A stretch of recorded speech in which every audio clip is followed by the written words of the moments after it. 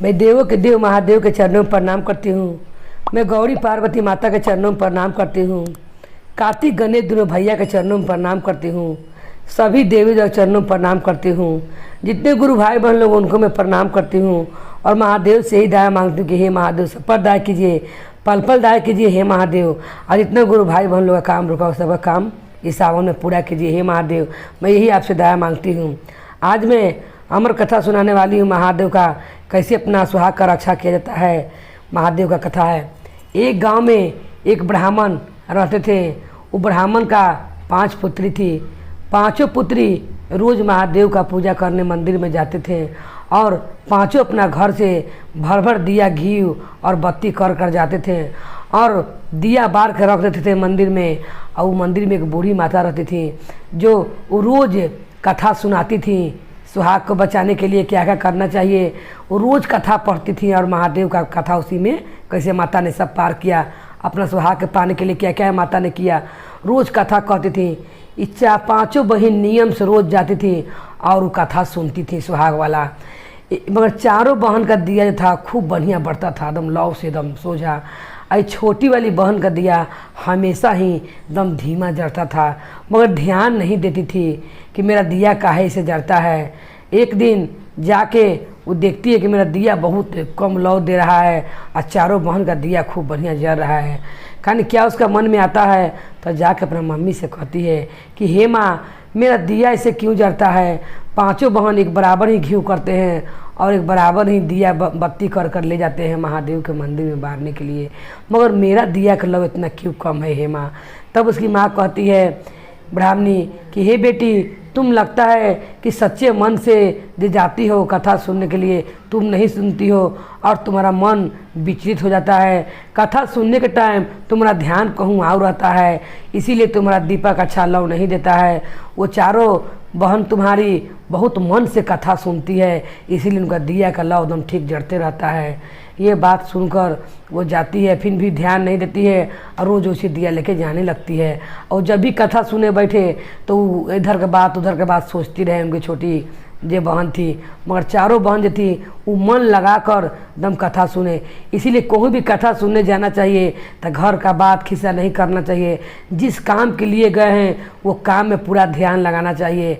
कितना गुरु बहन लोग चर्चा में जाकर घर के बात बतियाने लगती हैं, कथा हो रहा है तो हो रहा है मगर उसका तन को ध्यान नहीं है।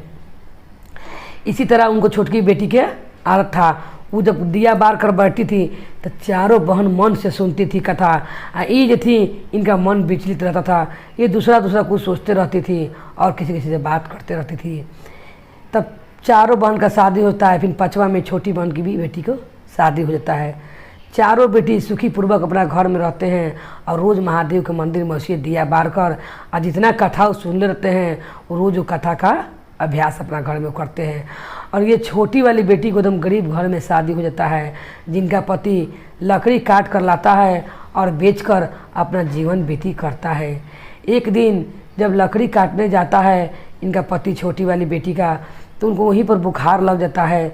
वो लकड़ी भी नहीं ले पाता है और बुखार से भुट्टा होते हुए घर पर आता है और कहता है कि आज मेरी तबीयत बहुत ज़्यादा ख़राब है, इसीलिए मैं लकड़ी नहीं ला पाया, से मैं कल लकड़ी लाऊंगा और जौन है वही बना लो। क्योंकि वही लकड़ी बेचकर नीमक तेल आटा का जुगाड़ होता था, जितना काट के लाता था लकड़ी उसी से। उस दिन लेबे नहीं करता है तो उतना भोजन नहीं बनता है। तब पत्नी बोलती है कि ऐसा कीजिए कि आप कल अगर जाइएगा लकड़ी लाने के लिए तो मैं भी पसंद जंगल में चलूँगी। तो कहता है उनका पति रहता लकड़ा कहता है कि नहीं, तुम क्या करने जाओगी, मैं ही जाऊँगा, तुम घर पर रहो। जिद करने लगती है छोटी वाली बेटी, देखती है कि मेरा पति को बुखार लगा हुआ है और अपना पति को संग लकड़ी काटने चल जाती है। जैसे ही लकड़ी काटने जाती है, अब उसका पति जैसे ही पेड़ के पास पहुंचता है लकड़ी काटने के लिए, उसी समय उसका पति वहीं पर बुखार से भुट्टा होकर वहीं पर पेड़ के नीचे गिरकर मर जाता है।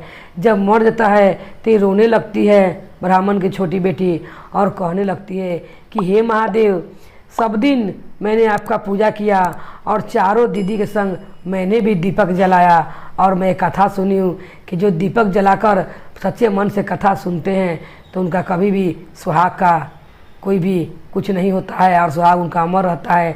पर फिर मेरे संग ऐसा क्यों हुआ, मैंने भी आपका दिया 30 दिन जलाया है, और कह कह कर रोने लगती है। उसी जंगल में उसी समय पार्वती माता महादेव से कहती है कि हे महादेव, कैसियो मन से दिया बारे, मगर दिया ते भी आपका रोज बारी है, और रोज बार कर ठीक है इसका मन विचलित हो जाता था, मगर दीपक ते तनको भी दीपक जलाने में कंजूसी नहीं की है। आपका दीपक अपन चारों बहन के संग एकदम नियम से जलाई है, मगर इसका दिया सुबह से कम जलता था। तब उसी समय माता पार्वती महादेव से कहते हैं कि चलिए उसके पास, उसका चलकर उसका संतोष दिया जाए। उसी समय महादेव और पार्वती माता कैलाश से उतर कर नीचे आते हैं और आकर कहते हैं कि तुम क्यों रो रही हो, अब तुम्हारा पति मर चुका है, इसको लेकर तुम घर जाओ। तब कहती है कि नहीं, मैं अपना पति के लेकर घर नहीं जाऊंगी, मैं यहीं पर बैठकर और रोती रहूंगी, और यहीं पर मैं भी प्राण पर त्याग दूंगी, मैं घर पर नहीं जाऊंगी। महादेव को दया आता है और पार्वती माता को भी ममता आता है। तब कहती है कि मैं यही पूछना चाहती हूँ भगवान से कि मेरे साथ क्यों ऐसा हुआ।